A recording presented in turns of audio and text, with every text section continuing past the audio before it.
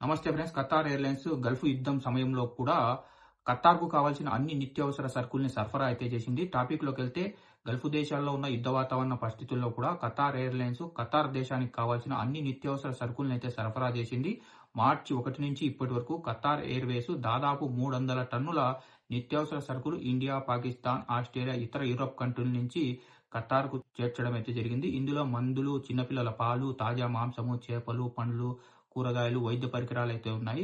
ప్రస్తుతం ఖతార్ ఎయిర్‌స్పేస్ తాత్కాలికంగా మూసివేసినా కూడా ప్రపంచంలోని అన్ని కీలక మార్కెట్ల నుంచి ఖతార్ ఎయిర్వేస్ ప్రత్యేక కార్గో విమానాలను నడిపి నిత్యావసర వస్తువులనైతే ఖతార్ దేశానికి చేర్చడం అయితే జరిగింది.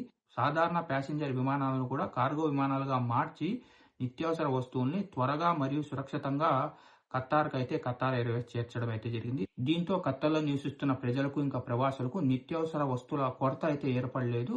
ఈ చర్యలతో దేశంలోని వ్యాపారులు ఇంకా కంపెనీలకు కూడా ఖతార్ ఎయిర్వేస్ బాగా సహాయం అయితే పడింది. కేవలం ఖతార్ ఎయిర్లైన్స్ కారణంగానే ఖతార్లోని ప్రజలు ఇంకా ప్రవాసులు ఈ యుద్ధం సమయంలో నిత్యావసర సరుకుల కొరతనైతే చూడలేదు. లేదంటే గనుక చాలా కొరతనైతే చూడాల్సింది వచ్చేది. ఫ్రెండ్స్, మీకు గనుక ఈ వీడియో ఇన్ఫర్మేటివ్ అనిపిస్తే లైక్ చేయండి. మరిన్ని ఇన్ఫర్మేటివ్ వీడియోస్ మీరు మిస్ కాకుండా చూడాలనుకుంటే మన గల్ఫ్ ఎక్స్పర్ట్ తెలుగు ఛానల్ని సబ్స్క్రైబ్ చేసుకొని బెల్ బటన్ ఆన్లో పెట్టుకోండి.